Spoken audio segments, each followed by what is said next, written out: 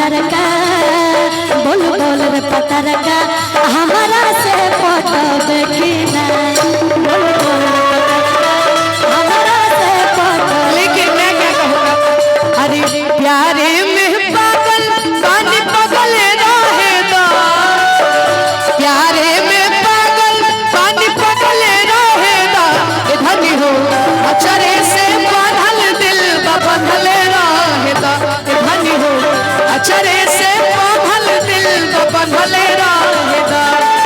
अरे प्यारे में पागल पानी पगल रहेगा, प्यारे में पागल पानी पगल रहेगा, धनी हो अचरे से बांधल दिल बंधल रहेगा, धनी हो अचरे से बांधल दिल बंधल रहेगा।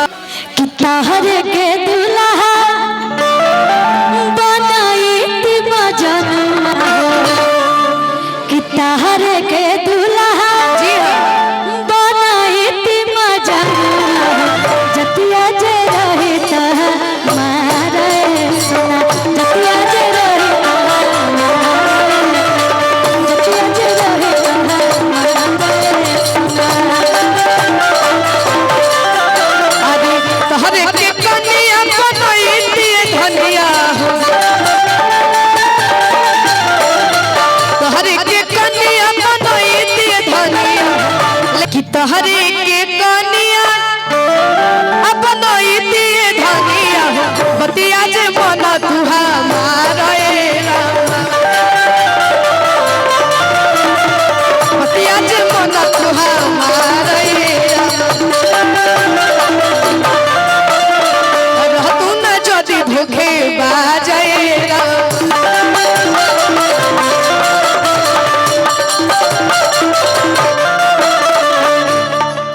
कि अरे आज ना तो कल मिलबा, अभी भी मैं वही आस लगा के बैठी हूँ और बनिए आस से कि आज ना तो कल मिलबा बनिए आस से प्यार हम करिले तोहसे पहले कलास से प्यार हम करिले लेकिन आर्यन बहुत प्यार करेंगे। हाँ बाकी डर लागे तारा बाबूजी के पास से, बाकी डर लागे तारा बाबूजी के पास।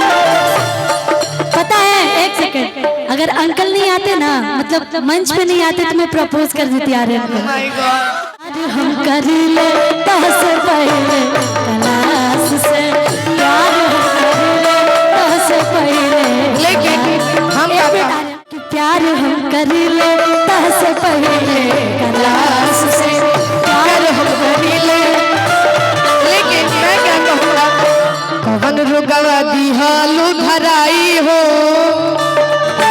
कवन रुगवा दिहालू धराई हो, पढ़ाई में मन न लगे, कवन रुगवा दिहालू धराई हो, पढ़ाई में मन न लगे, लौके लौके तबिया जब उठाई हो, लौके लौके तबिया जब उठाई हो, पढ़ाई में मन न लगे, कवन रुगवा दिहालू धराई हो, पढ़ाई में मन न लगे।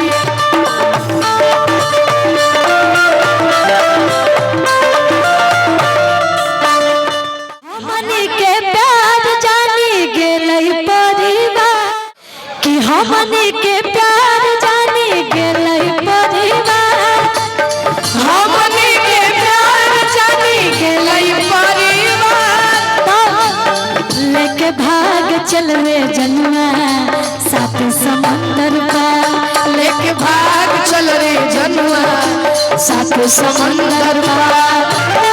और अगर मान लीजिए कि हम लोग भगे और सौरभ अंकल केस कर दिए तो उसका भी उपाय है, जानते हैं क्या?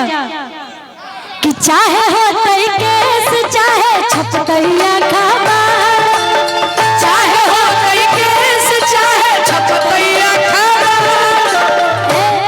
लेके भाग चल रे जनुआ साथ समुंदर पार, लेके भाग चल रे जनुआ।